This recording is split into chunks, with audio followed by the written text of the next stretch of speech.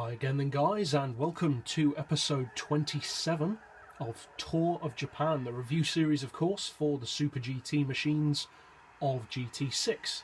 And in this episode we're featuring another team variant of the very strong overall and widely loved Nissan GT-R, particularly the R35 generation GT-R.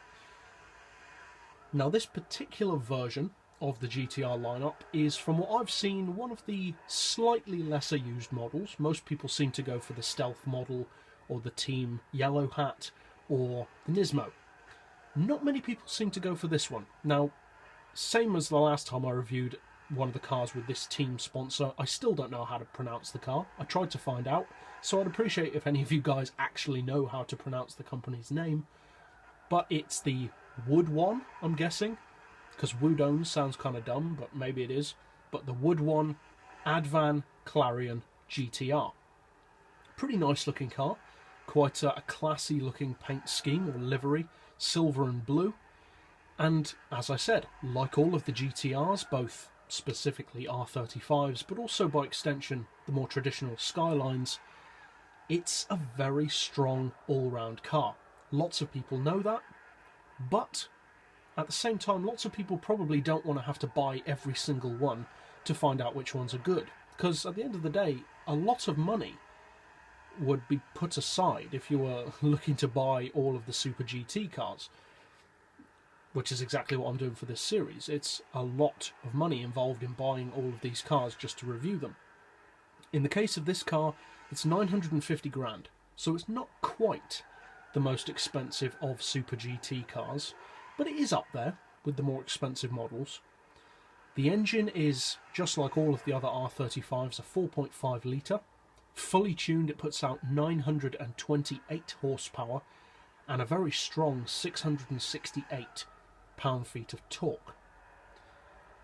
Now, due to some of the review series and episodes that I do, we talk about vehicles with crazy amounts of power, crazy amounts of torque, and so vehicles with less can sometimes come across as being a bit uninspiring. You know, 668 pound-feet, 928 horsepower, who really cares?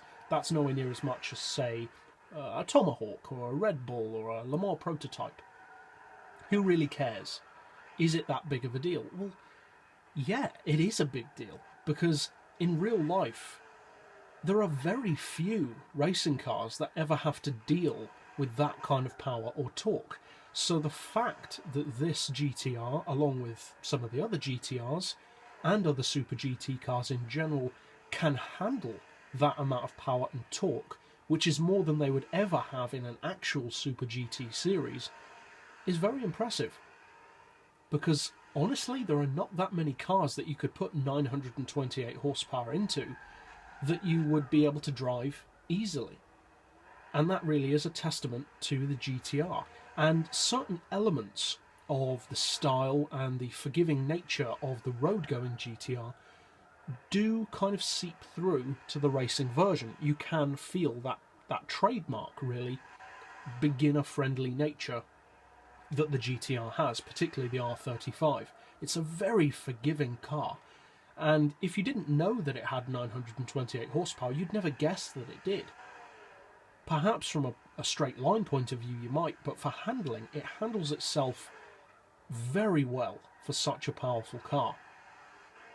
And especially considering that it doesn't have the all-wheel drive system of the road-going GT-R. So again, it handles itself extremely well for a vehicle of its spec.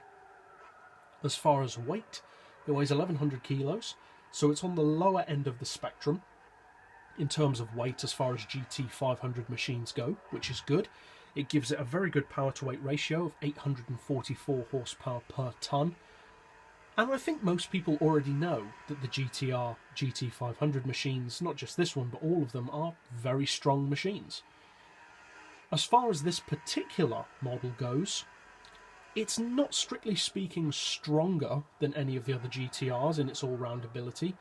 It's just different. The handling is pretty much the same. The performance is, as the regulations would dictate, very similar. Even fully tuned, it puts out, in some cases, the exact same specs as some of the other GT-Rs.